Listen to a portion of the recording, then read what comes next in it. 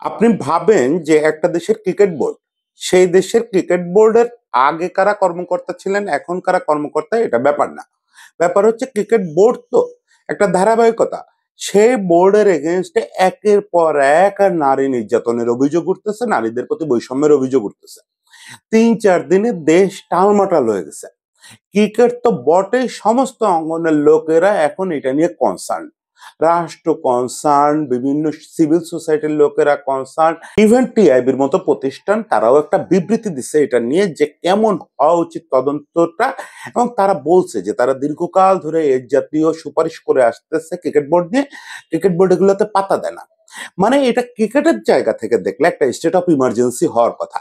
সেরকম একটা সময়ে একটা 5 স্টার হোটেলে বসে ক্রিকেট বোর্ডের একজন ডিরেক্টর, তিনি ফুটবল খেলা নিয়ে রেসিস্ট কথাবার্তা বলতেছেন, ফুটবলারদের সঙ্গে মারামারির কথা বলতেছেন, এবং সেটা শুনে বোর্ড সভাপতি হাতে তালি দিচ্ছেন।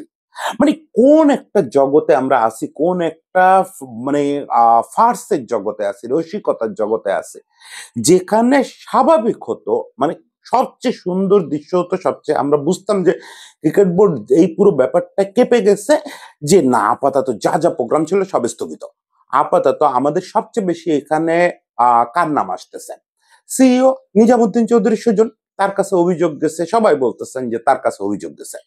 তিনি ইভেন নাদেল ভাই কালকে দাবি করছেন, ইভেন অভিযোগগুলো ওমেন্স উইং এ ফরওয়ার্ডও করেন নাই, এটা কোনো বিচারও করেন নাই। সবচেয়ে ভালো হতো সব অনুষ্ঠান বাদটা দিয়ে হলেও স্টেট অফ ইমার্জেন্সি হিসেবে এগুলো বিচার করা। তা না করে ক্রিকেট বোর্ড কি করতেছে সেইটা একটু আমি আজকে আলোচনা করি, যে ক্রিকেট বোর্ড কি করতেছে এবং কি করতে চায় আসলে। দেখেন, আমি বুঝি যে শো মাস্ট গো অন, ফলে সব বন্ধ করে দেওয়াটা কঠিন। এই যে ক্রিকেট কনফারেন্স হচ্ছে, এটা তো অনেক আগের আয়োজন, এবং নীতিগতভাবে এই জাতীয় আয়োজনই তো আমরা দেখতে চাইছি সবসময়, এই জাতীয় ব্যাপারই দেখতে চাইছি, যে 64 জেলার প্রতিনিধিরা আসবেন, ওখানকার কোচরা আসবেন, তাদের নিয়ে নানা রকম কথা হবে, তাদের মতামত শোনা হবে, তাদেরকে আবার কেন্দ্রীয় মতামতটা জানানো হবে, সব মিলে এটা একটা উৎসব হবে, হোক, কোনো সমস্যা নাই। কিন্তু অনেক সময় হয় না যে আপনার বিয়ে বাড়ি, বিয়ের আগের রাতে কেউ একজন মরে গেছে, বিয়েটা তখন হয়তো হয় কিন্তু সবাই মুখ কালো করেই করে কাজটা, কেউ বিয়ের অনুষ্ঠানে গিয়ে তখন আর নাচানাচির আনন্দটা পায় না। এটা তার চেয়ে ভয়ানক অবস্থা তৈরি হয়েছে। আমি সবচেয়ে তাজ্জব হয়ে যাচ্ছি, ক্রিকেট বোর্ডের কারো মুখ দেখে মনে হচ্ছে না যে তারাই ভয়াবহতাটা বুঝতেছেন। ক্রিকেট বোর্ড ছাড়া সবাই এটা বুঝতেছেন এবং সবার কথাবার্তা এটা পরিষ্কার। আমি বললাম যে সিভিল সোসাইটির একাধিক মানুষের সঙ্গে যারা এইসব নারী অধিকার নিয়ে কাজ করেন তাদের সঙ্গে আমার কথা হয়েছে। তাদের মূল কনসার্নের জায়গা যে এটার বিচার কি ঠিক মতো হবে কিনা। সবচেয়ে বড় কথা যে আমাদের মেয়েরা তো এমনি পিছায় আছে, সোসাইটি হিসাবে আমরা পিছায় আছি। এই জায়গায় এরকম আস্থার সংকট তৈরি হলে মেয়েরা খেলাধুলায় আসবে তো? এই যে এই কথাটাই কিন্তু ঘুরায় ফেরা তামিম বলছে, এই কথাটাই কিন্তু ডক্টর ইফতেখার মাহমুদ টিআইবির উনি বলছেন। সবার কনসার্ন হচ্ছে যে এরকম একটা সময় এই নারীদের নিয়ে এইসব ব্যাপার সামনে আসা, এটা দ্রুত সুরাহা করতে না পারলে তো আমরা আস্থা সংকটে পড়ে যাব। অভিভাবকদের কাছ থেকে, স্কুলগুলোর কাছ থেকে আমরা মেয়েদের খেলাধুলা পাবো না। সেক্ষেত্রে ব্যাপারটা তো একটা জাতীয় বিপর্যয়, শুধু ক্রিকেটের বিপর্যয় না। এরকম সময়ে ক্রিকেট বোর্ড, যেটা বললাম যে আসিফ ভাই কি করলো এটা, আমি আসিফ ভাই মানে কিরকম ভক্ত, আমি তো স্ট্যাটাসও দিচ্ছি, যারা আমার ফেসবুক দেখেন তারা জানেন যে আসিফ ভাই কিরকম ভক্ত আমি। আমাদের যৌবন হচ্ছে আসিফ ভাই গান শুনে বড় হয়ে উঠছে আমরা, এবং ক্রিকেটে আসিফ ভাই কি ভূমিকা এটাও 16 আনা আমি জানি। আসিফ ভাই নির্মাণ স্কুল ক্রিকেটের টপ পর্যায়ে খেলছেন এবং সেরা ক্রিকেটার হয়েছেন, পরে গানের কারণে ক্রিকেট ছেড়ে দিয়েছেন। যারা বলেন উড়ে এসে জুড়ে বসছে, আমি এটা মনে করি না। তিনি, আমি মনে করি যে ক্রিকেটের লোক, আর ক্রিকেট বোর্ডে সবাই ক্রিকেটের লোক থাকবে তাও না, ক্রিকেট বোর্ড ডিরেক্টররা নানা রকম এক্সপার্টাইজ নিয়ে আসবেন, এটাই স্বাভাবিক। শুধু ক্রিকেটের লোক দিয়ে ক্রিকেট বোর্ড চলবে না। তো যাই হোক, আসিফ ভাইয়ের কাছ থেকে আসিফ ভাইয়ের দৃঢ়চেতা, ভাবমূর্তি, পরিষ্কার কথা বলতে পারা, এগুলোরও আমি ভক্ত। তার মানে তো এই না আসিফ ভাই যে আপনি রেসিস্ট কথাবার্তা বলবেন। এই যে ফুটবল নিয়ে যে কথাগুলো বললেন, এই কথাগুলো হয়, কোনো অর্থে এই কথাগুলো হয়, এই কথাগুলো তো অন রেকর্ড। এখন এটা তো সব জায়গায় রেকর্ড গুলো পাওয়া যাচ্ছে। এই রেকর্ডটা যদি এখন বাফুফে গিয়ে আইওসির কাছে জমা দেয়, আপনার ক্রিকেট বোর্ড তো রেসিজমের কারণে নিষিদ্ধ হবে। আপনি বলতেছেন যে ক্রিকেট হচ্ছে আভিজাত্যের খেলা, বিপরীতে ফুটবলাররা ওদের ম্যানার খারাপ, ব্যবহার খারাপ। মানে এই দুটো কথা মিলে এত ভয়ঙ্কর রেসিস্ট একটা ব্যাপার হলো। ক্রিকেট আভিজাত্যের খেলা কোন সময় বলা হতো? যে সময় সারা পৃথিবী একটা রেসিজমে আক্রান্ত ছিল। এই ইংল্যান্ডে জেন্টলসম্যান গেম আর প্রফেশনালদের গেম বলে আলাদা ব্যাপার ছিল। প্রফেশনালদের, কালোদের, জেন্টলম্যানদের সঙ্গে এক টেবিলে বসতে দেওয়া হতো না। এগুলো একটা পর্যায়ে ছিল। লর্ডসে কালোদের ঢুকতে দেওয়া হতো না, মেয়েদের ঢুকতে দেওয়া হতো না। এখন আপনি আভিজাত্য বলতে কি এখনো সেটা বোঝেন? ক্রিকেট কিসের অভিজাতের খেলা? কোনো খেলা কোনো নির্দিষ্ট জনগোষ্ঠীর হতে পারে না। কোনো আর্থিক জনগোষ্ঠী, কোনো বুদ্ধিভিত্তিক জনগোষ্ঠী, কাউকে এখানে আলাদা করার কোনো সুযোগ নেই। আর আপনি যে কম্পেয়ার করলেন, মানে আমি তো পুরো বক্তব্যটা শুনলাম যে ফুটবলাররা নাকি থ্রো একজন আরেকজনের গায়ে লাগলে সেটা নিয়ে গ্যাঞ্জাম করে, কর্নার কার, অমুক তমুক। ভাই, আমি এর আগেও এই উদাহরণটা দিছি। আপনি যদি জেন্টলম্যানস গেম বলতে বোঝেন যে ভদ্রলোকের খেলা, সেখানে ক্রিকেট ফুটবলের থেকে অনেক পিছিয়ে আছে। আমি একটা কোশ্চেন সবসময় করি যে আমারে বলেন তো যে ক্রিকেট মাঠে কেউ একজন আহত হয়ে পড়ে আছে, এরকম ঘটনায় ব্যাটসম্যানরা রান নেওয়া বন্ধ করে দিচ্ছে, যে এই রানটা নিব না, একজন ফিল্ডার ইনজুর্ড। ফুটবলে আপনি প্রতিদিন এই ঘটনা দেখবেন। ইন্টেন্স ম্যাচ চলতেছে, কোনো একটা দল একটা মাত্র গোল করতে পারলে লিগ জিতে যাবে, সেরকম মুহূর্তেও মাঠে কেউ সিভিয়ারলি ইনজুর্ড হলে খেলা বন্ধ করে সবাই দাঁড়ায় যায়। রেফারি বাঁশি দেওয়া লাগে না, রেফারি বাঁশি দেওয়ার আগে খেলা স্টপ হয়ে যায়, কারণ খেলোয়াড়রা খেলে না ওই সময়। ইভেন এই ঘটনার পরে আপনি খেয়াল করছেন আসিফ ভাই, কখনো ইন্টারন্যাশনাল ম্যাচের এইগুলা বা লিগ ম্যাচের এগুলা দেখছেন কিনা? যখন এরকম ইনজুরি জনিত কারণ হয়, তখন যে থ্রোটা পায় যে দল, তারা থ্রোর বলটা প্রতিপক্ষের পায়ে ইচ্ছা করে দেয়, ইচ্ছা করে দিয়ে দেয়, কারণ ওই বলটা তো তাদের ছিল না। এই ভদ্রতাটা তারা মেনটেন করে। আবার যে পায়ে বলটা পায় সে কি করে জানেন? সে আবার হচ্ছে এই বলটা অ্যাটাকে ইউজ করে না, ডিফেন্সে পাস দিয়ে দেয়, ব্যাক পাস করে। ওই বল দিয়ে ডাইরেক্ট অ্যাটাকে যায় না, কারণ ওরা আমার বল দিচ্ছে, এটা দিয়ে ডাইরেক্ট অ্যাটাকে যাওয়া অসম্ভব। এই রকম ভদ্র একটা খেলা। সারা পৃথিবীর ভাষা ফুটবল, সারা পৃথিবীর ভদ্রতার প্রতীক ফুটবল, মানবতার প্রতীক ফুটবল। আপনি সেটাকে বলতেছেন ফুটবলাররা মারামারি করে। হ্যাঁ, ও আমাদের তো মাঠ সংকট আছে, স্টেডিয়াম সংকট আছে। আমাদের 64 জেলায় স্টেডিয়াম তো একটা করেই, শুধু বিভাগীয় শহরগুলোতে দুটো করে। ফলে ভাগাভাগি করে খেলতে হবে। আর মাত্র 4টা জেলা স্টেডিয়ামে বিএফএফ এর লিগের ম্যাচ হয়, বাকিগুলোতে তো ভাগাভাগি করে খেললে কোনো সমস্যা নেই। ওই যে মারুফ ভাই আজকে জিজ্ঞেস করছে বাকিগুলোতে লিগ হয়, আসিফ ভাই জবাব দিতে পারবেন? বাকিগুলোতে লিগ হয় ঠিক মতো? যেগুলোতে ফুটবল লিগ হয় না, মাত্র 4টা স্টেডিয়ামে হয়, তাহলে 60টা লিগ তো নিয়মিত হওয়ার কথা হয়। এই সব আজগুবি কথা বললে হবে? তারপরে আপনি বলতেছেন যে ওরা পিচ নষ্ট করে ফেলে। ভাই, মেলবোর্ন ক্রিকেট গ্রাউন্ডের মতো জায়গা, তারা পর্যন্ত মাঠ ভাগাভাগি করে। দুনিয়ার কোন বিখ্যাত স্টেডিয়াম নাই যারা মাঠ ভাগাভাগি করে না? সেজন্য আজকাল সবাই ড্রপিং পিচ ইউজ করে। আপনার প্রেসিডেন্ট তো ড্রপিং পিচ সম্পর্কে খুবই ভালো জানেন, অস্ট্রেলিয়া থেকে আসছেন। এই প্রযুক্তি উনি জানেন। কদিন আগে কোথায় যেন বলছেন যে আমরা ড্রপিং পিচ ইউজ করব, যাতে একটা স্টেডিয়াম মাল্টিপারপাস ইউজ করা যায়। আমাদের মতো দেশের জন্য তো এটা সবচেয়ে ভালো কথা। সেই প্রেসিডেন্ট আপনার ওই কথা শুনে হাতে তালি দিচ্ছেন এবং হাসতেছেন। কি অশ্লীল দৃশ্য! চিন্তা করেন, আপনি বলতেছেন যে ফুটবলারদের সঙ্গে আমি মারামারি করতে প্রস্তুত আছি। আপনার ফুটবলারদের সঙ্গে মারামারি করতে হবে কেন? আপনার এটুকু জানা নাই যে এই মাঠগুলোর অথরিটি ফুটবল ফেডারেশনের না, এটার অথরিটি হচ্ছে এনএসসি। বরাদ্দটা দিচ্ছে এনএসসি। আপনারাও যে মাঠগুলো ভোগ করতেছেন, এটা এনএসসি বরাদ্দ।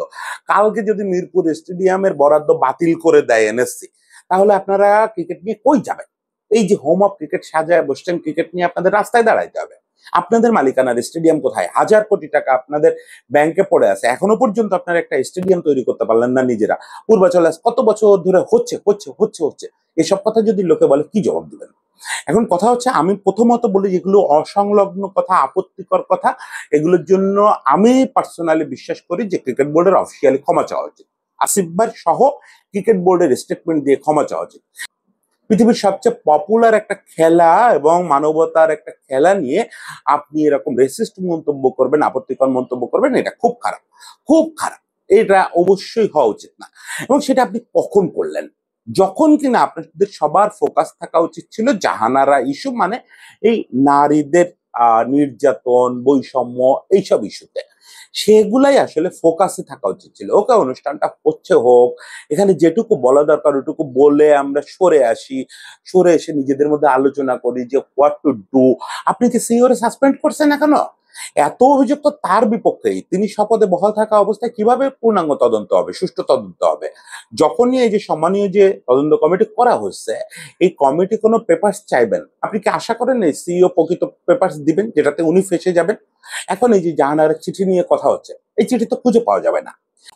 যদি সিইও কে শপথে রেখে আপনি তদন্ত শেষ করতে চান, তাহলে তো এই চিঠি এই চিঠির আপনি অস্তিত্বই খুঁজে পাবেন না, এরকম অনেক কিছুর অস্তিত্ব খুঁজে পাবেন না। আপনি ওমেন্স উইং এ যারা চাকরি করতেন, যাদের নাম আসতেছে, তাদের সাসপেন্ড করছেন যে তদন্ত শেষ না হওয়া পর্যন্ত তোমরা অফিস করো না, তোমরা ওএসডি থাকবা। তদন্ত শেষ হলে সসম্মানে তাদেরকে পদে বসায় দেন, সিইও কে পদে বসায় দেন। সেগুলো তো করেন নাই। উল্টে বুলবুল ভাই যে কথাটা কালকে প্রেসে বলছেন, এটাও খুব আপত্তিকর কথা, যে আমি জানি 2001 সালে এই অভিযোগ করা হয়েছিল, এটা তখন রিজলভ হয়ে গেছে। এটা তো আমি জানি ব্যাপার না ভাই। আপনার সিইও তো স্টিল ওই চেয়ারে বসা আছে, আপনি তাকে জিজ্ঞেস করেন যে এটা কি রিজলভ হয়েছিল, কি ব্যবস্থা নিয়েছিলেন, তদন্ত কমিটি করছিলেন, তদন্ত কমিটির রিপোর্ট দেন আমাকে, আমি দেখি সেই রিপোর্ট অনুযায়ী কি ব্যবস্থা নেওয়া হয়েছে। না হলে আপনি সেই নতুন করে সেটা তদন্ত করাবেন। পৃথিবীতে কখনো ফৌজদারি মামলা তামাদি হয় না, ফৌজদারি অভিযোগ কখনো তামাদি হয় না। পৃথিবীর ইতিহাসে কোনো দেশে ফৌজদারি অভিযোগ কখনো তামাদি হয় না। এটা ফৌজদারি অভিযোগ, এটা দেওয়ানি অভিযোগ না যে এটা তামাদি হয়ে যাবে। এটা 2001 সালে কেন, 1901 সালেও যদি অভিযোগ করে থাকে, আজও এটা নতুন করে তদন্ত হইতে হবে। যখনই এটা আলোচনায় আসবে, রিওপেন হবে, তখনই এটা তদন্ত হইতে হবে। আপনি বলছেন ওটা ওখানে রিজলভ হয়ে গেছে, না। নারী নির্যাতন কখনো মুখে মুখে দুটো কথা বলে রিজলভ করার জিনিস না। সেকেন্ড হচ্ছে, আপনি বলছেন যে দ্বিতীয় অভিযোগগুলো তো আমাদের কাছে অফিসিয়ালি আসে নাই। আপনি কি আশা করেন এরকম একটা সেন্সিটিভ ইস্যুতে সবাই অ্যাপ্লিকেশন দিয়ে অভিযোগ জানাবে? মিডিয়াতে যেটা আসছে এটাকেই আপনাকে অভিযোগ বলে ধরে নিতে হবে, এটাই যথেষ্ট অভিযোগ। ফলে আমি পুরোপুরি দেখতে পাচ্ছি, মানে এখন লোকেরা যত সমীকরণ মিলাচ্ছে, আমি এখন এটা মিলাতে চাই না, মিলাবো। যদি দেখে পুরো ব্যাপারটা নিয়ে গড়িমসি চলতেছে, তাহলে তো বলতেই হবে যে কে কার কি হয়, কে কার প্যাট্রন, অমুক তমুক, এগুলো তো প্রকাশ্যে আনতে হবে। তখন তো বলতে হবে যে কে কার সঙ্গে কার কি রিলেশন। আমি তো দেখতেছি সেইগুলাই বেশি রোল প্লে করতেছে, সবাই সবাই সেভ করতে যাচ্ছে, কারণ একজনের টান দিলে আরেকজনের হাড়ি খবর বেরোয় আসবে। এই ভয়টা আপনারা এখন আর পায়েন না রে ভাই, আর ভয় পাওয়ার টাইম নেই। এটা এমন একটা স্তরে গেছে আপনারা কল্পনা করতে পারতেছেন না। দুদিন পরে এগুলাতে ইন্টারন্যাশনাল অর্গানাইজেশন গুলো যুক্ত হবে। অলরেডি টিআইবি কিন্তু একটা ইন্টারন্যাশনাল অর্গানাইজেশন, মাথায় রাখেন। ট্রান্সপারেন্সি ইন্টারন্যাশনাল বাংলাদেশ হচ্ছে টিআইবি, কিন্তু প্রকৃত প্রতিষ্ঠান হচ্ছে ট্রান্সপারেন্সি ইন্টারন্যাশনাল। ওরা কি ওদের রিপোর্টটা অলরেডি একটা কপি ট্রান্সপারেন্সি ইন্টারন্যাশনালকে পাঠায় নাই? পাঠাইছে। এইটা যখনই তারা দেখবে যে তারা অলরেডি বলছে যে ডক্টর ইফতেখার মাহমুদের বিবৃতিতে আছে যে এখানে দুজন যৌন হয়রানি বিশেষজ্ঞকে যুক্ত করা উচিত ছিল, এবং আপনারা অলরেডি হাইকোর্ট যে কয় মেম্বারের কমিটি করতে বলছিল সেটা করেন নাই, 3 সদস্যের করছেন, 5 সদস্যের করা উচিত ছিল, করার কথা ছিল হাইকোর্টের ডিরেক্টিভে, সেটা করেন নাই। এই ব্যাপারগুলো যখন আন্তর্জাতিক জায়গায় যাবে বা কোর্টে যাবে, আপনারা বুঝতেছেন না পরিস্থিতি কোন জায়গায় যাচ্ছে। এইটা পৃথিবীতে সবচেয়ে সেন্সিটিভ ইস্যুগুলোর একটা।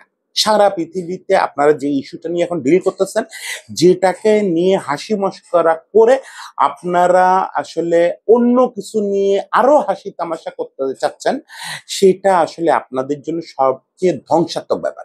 এখন আপনারা যদি মনে করেন যে আমরা 2-3 মাস আসি, যাই, যা হয় হোক, আমরা মজাই করে যাই, আমরা এরকম রেসিস্ট কথাবার্তা বলে তামাশা করে চলে যাব, এটা ঠিক হবে না। সারা জীবনের জন্য পিঠে সিল লাগানো থাকবে যে আপনারা এই নারী নির্যাতনকারীদের প্রমোট করে গেছেন। আপনারা এরকম একটা মি টু মুভমেন্টের মতো একটা মুভমেন্ট শুরু হয়েছে, সেই সময় আপনারা এগুলো রেখে নিরোর মতো বাঁশি বাজাচ্ছিলেন, এবং সে বাঁশিটা খুব কুৎসিত বাঁশি ছিল, রেসিস্ট বাঁশি ছিল, সেটাতে প্রেসিডেন্ট হাতে তালি দিয়েছেন। আমি খুবই দুঃখিত, আমার খুবই শ্রদ্ধেয় সব ক্যারেক্টার যাদের নাম নিয়ে বলতেছি, 100 বার জন্মাইলেও এদের পায়ের কাছে হয়তো যাইতে পারবো না, কিন্তু আমি বলতে বাধ্য হচ্ছে যে আপনারা মানবিকতা হারায় ফেলছেন। তা না হলে এই কথাগুলো আমাদের আজকে এইরকম একটা ক্রুশিয়াল সময় শুনতে হতো না, এই অ্যাটিটিউড দেখতে হতো না, যে আপনারা সব হাল ছেড়ে দিয়ে হাতে তালি দিচ্ছেন। এটা হয় না রে ভাই। আমি আশা করি যে আন্তর্জাতিক হস্তক্ষেপ বা বাংলাদেশ সরকারের হস্তক্ষেপের আগেই পুরো ব্যাপারটা আপনারা নিজেরা অন্তত অনেস্টির সঙ্গে ব্যাপারটা তদন্ত করতে দিবেন। যে তদন্ত কমিটি হয়েছে তাদের উপরে কোনো সন্দেহ করতেছেন, আমি সবসময় বলি যে বিসিবি যাদেরকে তদন্ত করতে দেন তারা অত্যন্ত ভালো তদন্ত করেন। আমি আশা করি এবার তারাও তদন্ত করবেন, তাদেরকে পর্যাপ্ত কোঅপারেশন করেন, সিইও কে ওএসডি করে তাদেরকে পর্যাপ্ত কোঅপারেশন করেন, এবং সঙ্গে টিআইবি যেটা বলছে যে কয়েকজন যৌন হয়রানি বিশেষজ্ঞ এই কমিটিতে যুক্ত করেন, তাহলেই এটা আসলে একটা প্রপার তদন্তের দিকে যাবে। এবং সেই সঙ্গে আপনারাও একটু এইসব রেসিস্ট কথাবার্তা, এইসব আপত্তিকর কথাবার্তা থেকে বিরত থাকেন। তাতে অন্তত মনে হবে যে না, আপনারা গুরুত্ব দিচ্ছেন জিনিসটা। ওই যে স্বামী বিবেকানন্দের একটা কথা আছে যে সাহসী না হলে সাহসের অভিনয় করো। তা আপনারা সৎ না হলেও অ্যাটলিস্ট সতের অভিনয়টা করেন, ওটা দেখলেও আমাদের ভালো লাগবে যে না, ক্রিকেট বোর্ডের লোকজন অনেস্ট আছে। সবাই ভালো থাকবেন, সবার জন্য শুভেচ্ছা।